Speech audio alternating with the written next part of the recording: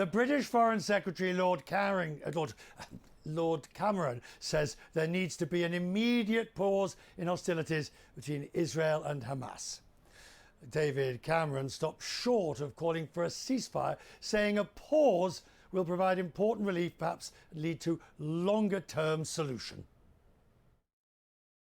What we really need right now is an immediate pause. That would help us to get aid in and get hostages out. Then, crucially, let's turn that pause into a sustainable ceasefire without hostilities starting again, without destruction, without fighting. Now, for that to happen, some pretty big things would have to happen. We'd have to see the Hamas leadership come out of Gaza. We'd have to make sure that Hamas are no longer capable of rocket and terror attacks on Israel. And crucially, we'd have to send in the Palestinian Authority, revitalized and refreshed, to help do services and governance. But that should be the aim. That should be the plan. Let's go from hostage release, from pause to hostage release to ceasefire without going back to fighting. Can you understand that many people, perhaps myself included, find that the distinction between pause and ceasefire is a semantic one, bearing in mind the what's raining down on the Gaza? Let me tell you why it matters. If you just said, let's have the total ceasefire now, the very next question you have is, what are you going to do about Hamas in Gaza? How are you ever going to have a two-state solution if you've still got the people who carried out October the 7th running Gaza? It might be a popular thing to say, but it's not a credible policy. When you see, the reason people are concerned about it is pause to ceasefire, because all those conditions that you've mentioned that would happen in the interim, Israel's either said no or Hamas has either said no. So there is no realistic opportunity of getting those things, as, for example, the Egyptian peace plan. Well, we've had pauses before, and when we did, that helped to get hostages out. And the difference today is not only have the hostages been captive for so many days, one really worries about their health, but also the humanitarian situation in Gaza is so serious. We've got, according to some reports, 9 out of 10 people in Gaza living on less than a meal a day. So the need for that pause is so great. Then I think you have those discussions to try and fulfill the next conditions. And I think it may be ambitious, but wouldn't it be good to have that rather than back to the fighting? Ukraine is the other hot war at the moment. Now, you used an analogy that it was like the 1930s. It was like being a minister in the 1930s, or a government in Europe in the 1930s. At the same time, the Prime Minister has said this is the most unstable time in decades. So how do you navigate in the 1930s style? Well, the reason I made that analogy is in the 1930s we didn't sufficiently stand up to a bullying dictator who was taking parts of other people's countries. And I think what we've seen with Putin's invasion of Ukraine is the most naked, the most flagrant breach of another country's sovereignty and territorial borders.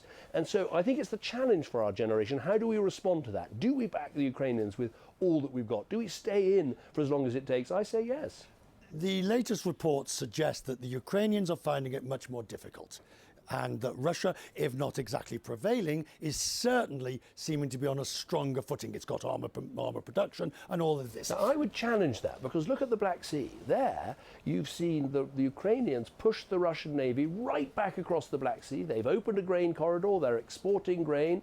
Like 600 ships have been through that corridor, and they've sunk about 20% of the Russian Navy. So, there is a different narrative here, that he's lost 300,000 people. He's lost half of the territory that he took. He's seen NATO get bigger and stronger. This has been a strategic catastrophe for Putin. But now he's got longer and he has to keep going. And from the Ukrainians' point of view, they look at the EU, who can't decide on whether to, they've decided to provide the aid, but they can't find the mechanism. And in the US, the Republicans are holding it up in Congress. And before you said, I'm aware of what the Prime Minister has offered, these other two big groupings are not giving that same full-throated. But that will happen. The EU money will be taken through, and I'm pretty confident the US money will too. There is a majority in Congress to support Ukraine, because ultimately America knows that Ukrainian security, European security, is also American security. If you allowed Putin to win in Ukraine, he'd be back for more. And we know from our history that when that happens, America ends up paying a bigger price in treasure and also in lives lost. I mean, right now, the Americans, for the use of 10% of their defense budget, have destroyed about 50% of Russia's military capacity without the loss of a single American life. There's going to be an election in the UK in the next year.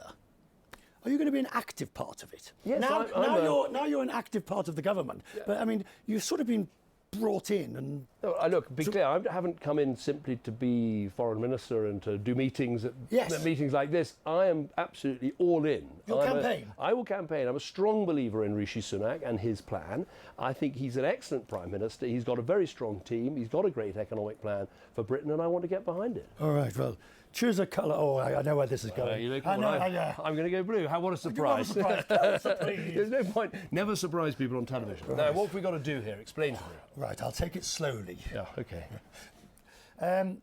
How ready do you think society is for AI? We haven't nailed it, but I would say two things. No, come on, don't give me a wishy-washy politician's answer. Okay. Never underestimate a politician. the sophistication and thinking of individual voters and people. They're much smarter about these things, about what happens when we search for things on the they understand all these things. So I would, and also we've got a Prime Minister who of course held the first big AI summit. So I think we've got to be a bit further this side than that side. So I think I'll go somewhere in the middle of that green hole.